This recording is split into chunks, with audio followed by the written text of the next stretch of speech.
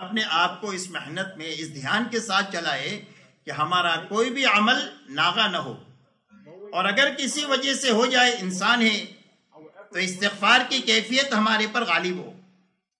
یہ شکر اور استغفار، یہ دو راستے ہیں آدمی کے لیے ترقی کے، کہ ہر عمل کو اس کے وقت پر کرنے کی پوری کوشش کے ساتھ کرنا، اور پھر اس کے اوپر استغفار کرنا، چھوٹ جائے تو بھی استغفار کرنا، پورا ہو جائے تو بھی استغفار کرنا، اس لیے کہ اللہ کے شائن شان ہو نہیں سکتے۔ اسی کے ساتھ میرے دوستو، اپنے آپ کو سنبھالنے کے ساتھ دوسرا وقت کا تقاضا جو ہے وہ اپنے عملے کو سنبھالنا۔ دوسرا جو ہے وہ اپنے عملے کو سنبھالنا۔ ہمارا عملہ وہ ہے جنہوں نے سال لگایا ہے، اور جنہوں نے اس محنت میں 4 مہینہ 6 مہینہ چلہ لگایا ہے، وہ ہمارا عملہ ہے کہ اس عملے کو ہم سنبھالے، کہ وہ عملہ محنت پر باقی رہے اور نیا عملہ ہے۔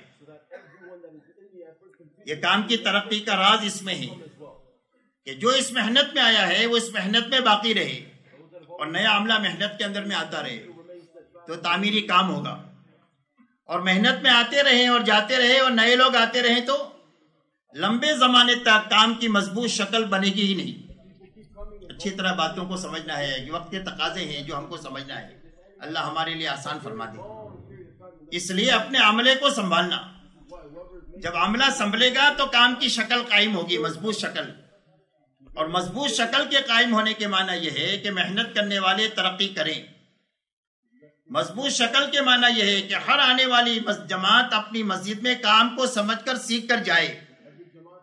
کام کی مضبوط شکل کے معنی یہ ہے کہ جو جماعت ہمارے مہینے مسجد سے 3 دن چلے 4 مہینے کی جائے، واپس آنے کے بعد سارے کے سارے کام میں لگے، اور اسی کے ساتھ ان کے کام کو دیکھ کر بیٹھا ہوا مجمع کام پر دوبارہ آ کر کے کام میں لگے، اور اسی کے ساتھ ہمارے محلے کے عوام اور خواص اس محنت پر جمع ہو جائے۔ یہ محنت کی مضبوط شکل ہے جو حضور پاک صلی اللہ علیہ وسلم کے زمانے میں قائم ہوئی، اور اس کی بنیاد یہ ہے کہ آپ کی محنت میں آنا ہے، جانا نہیں ہے۔ آپ کی محنت میں آنا ہے، جانا نہیں ہے۔ اس لیے ہماری اس محنت میں اپنے عملے کو ایسا سنبھالنا کہ جو عملہ ہماری مسجد میں ہے وہ عملہ محنت پر باقی رہے۔ محنت پر باقی رہنے کے معنی کیا ہے؟ یا تو ہر سال 4 مہینہ لگائے، یا آخری درجے میں چلہ لگائے، مہینے میں 10 دن لگائے یا 3 دن لگائے، روزانہ 8 گھنٹہ لگائے یا 2.5 گھنٹہ لگائے۔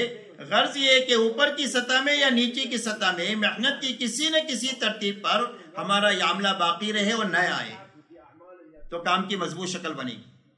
اور اگر مجمع آتا رہا اور جاتا رہا جیسے ہمارا حال ہے، تو لمبے زمانے تک کام کی مضبوط شکل بنے گی۔ ایک ٹانکی ہے، اوپر سے پانی آ رہا ہے اور نیچے سوراخ ہے کہ بھئی ٹانکی میں پانی جمع ہو جائے گا۔ ایک آدمی کما کر جیب میں ڈالا اور جیب پھٹا ہوا ہے، تو صبح شام تک کمائے، گھر پر آئے شام کو تو کچھ بھی نہیں ہے، کہاں گئے تھے کہیں نہیں، کیا لائے کچھ بھی نہیں۔ تو اس لیے دوسرا تقاضا یہ ہے کہ اپنے عملے کو سنبھالنا، اور اپنے عملے کو سنبھالنا کے معنی یہ ہے کہ اپنے عملے کو کام میں لگائے رکھنا۔ اس لیے کہ سنبھلنے کا دوسرا کوئی راستہ نہیں ہے سوائے کام کے۔ اور یہ عملہ ہماری مسجدوں کے اطراف میں ہے، شہر چھوڑ کر چلا نہیں گیا، اور تھوڑا سا یہ ہر مسجد کے اطراف میں، کسی مسجد کے اطراف میں 25 ہے، کسی مسجد کے اطراف میں 50 ہے، کسی مسجد کے اطراف میں 100 ہے، بس یہ زیادہ سے زیادہ 100 ہوں گے، اس سے زیادہ نہیں ہے۔ اگر ہر مسجد والا جو یہاں پر موجود ہے اپنی فکر لے کہ مجھے اپنے آپ کو سنبھالنے کے ساتھ اپنے عملے کو سنبھالنا ہے، اور ان کو سال پورا ہوتے ہوتے ان کو کام میں کسی نہ کسی درجے میں لگانا ہے، کہ روزانہ کی محنت میں یہ شریک ہو جائے، کم سے کم 3 دن لگانے والا بن جائے، اس کا سال کا چلہ لگ جائے، یا جس سطح پر ہے اس سطح سے یہ آگے بڑھ جائے۔ اگر یہ فکر یہ مجمع لے کر جائے گا تو انشاءاللہ جب آئندہ سال آپ اور ہم ملیں گے تو آپ دیکھو گے کہ آپ کا جو کام ہے جہاں ہے اس سے کئی گنا آگے بڑھا ہوا ہو۔ اس لیے اس وقت کا دوسرا تقاضا یہ ہے کہ اپنے عملے کو سنبھالنا، اور سنبھالنے کے لیے ہر عملے سے محبت کرنا، ہر ایک کے لیے دعا کرنا، ہر ایک کے ساتھ اخلاق برتنا، اور ہر ایک کو نبھاتے ہوئے اپنے ساتھ چلانا، ہر ایک کو نبھانا۔ اس لیے کہ ہمارا کام ہے، ہر ایک کو نبھاتے ہوئے چلیں گے تو چلے گی امت، اور اگر ڈانٹ ڈپٹ کریں گے تو کوئی بھی رہے گا نہیں قریب میں، اور اگر ان کی غلطیوں پر ٹوکیں گے تو کوئی بھی نہیں رہے گا۔ اس لیے جتنا کر رہے ہیں اس کو سراہنا اور ان کو آگے بڑھانا.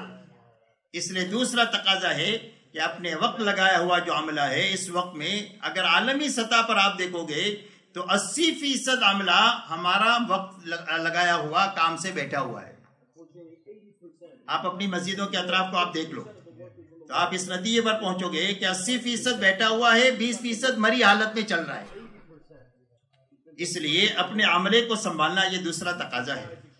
آج کے دن یہ مجمع فکر اپنے طے کرے کہ انشاءاللہ اپنی مسجدوں میں ایسی محنت کریں گے کہ جتنے وقت لگائے ہوئے ہیں ان کو کام پر باقی رکھیں گے اور نئے لوگوں کو لائیں گے. کیوں بھائی اس کے لیے سب تیار ہے؟ کون کون یہ محنت کریں گے اپنی مسجدوں میں انشاءاللہ؟ اللہ تعالیٰ قبول فرمائے، آسان فرمائے. اسی کے ساتھ میرے دوستو تیسری بات یہ ہے اپنے کام کو سنبھالنا، کہ ہمارا کام سنبھلا ہوا ہمارے ہاتھوں میں چلے. مولانا الیاس صاحب رحمۃ اللہ علیہ فرماتے تھے کہ اس کام کی ایسی نگرانی کرو جیسے تم اپنی کنواری بیٹی کی کرتے ہو. آدمی کی نگرانی اپنی کنواری بیٹی پر کیسی ہوتی ہے کہ کہیں اس کو کوئی داغ نہ لگ جائے، ایسا اس کام کی فرمایا نگرانی کرو. تو اپنے کو سنبھالتے ہوئے اور اپنے عملے کو سنبھالتے ہوئے اپنے کام کو سنبھالنا ہے کہ ہمارے کام کا نہج بھی بدلنا نہیں چاہیے اور اس کی روح بھی ختم نہیں ہونا چاہیے. اس لیے کہ کام کا اگر نہج بدل جائے گا تو کام کی افادیت ختم ہو جائے گی. مولانا الیاس صاحب رحمۃ اللہ علیہ کا ملفوظ ہے ہمارے یہ محنت میں مخصوص اعمال مخصوص نہج کے ساتھ معید من اللہ ہے. اعمال بھی مخصوص ہے اور ان عملوں کے کرنے کا نہج بھی مخصوص ہے. تو مخصوص اعمال مخصوص نہج کے ساتھ معید من اللہ ہے. اس لیے ایک تو نہج بدلنا نہیں چاہیے. جو نہج ہمیں اپنے بڑوں سے ملا ہے وہ کامل اور مکمل ملا ہے، اس کی پوری رعایت کے ساتھ اپنی اس محنت کو کریں گے.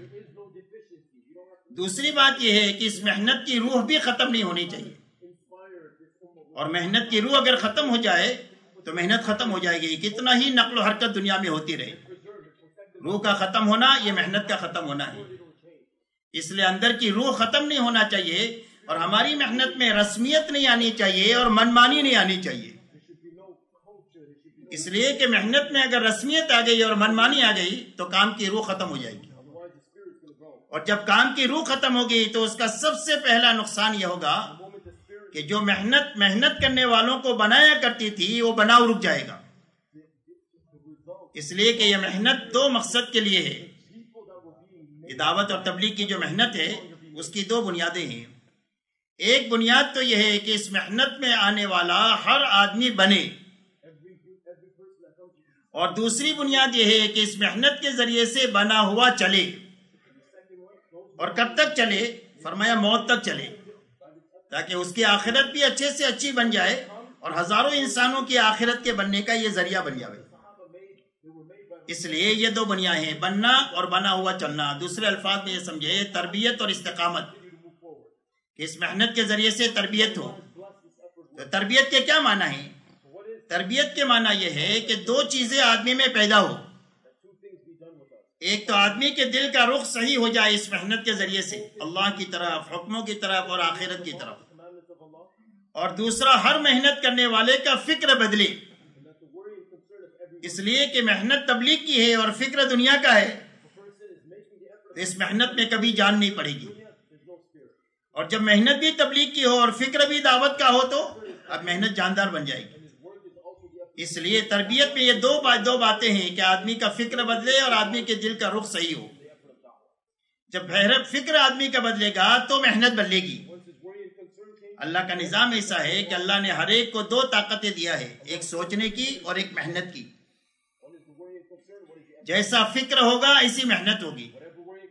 فکر دنیا کا ہے تو تمام تر محنت دنیا کے پیچھے لگے گی.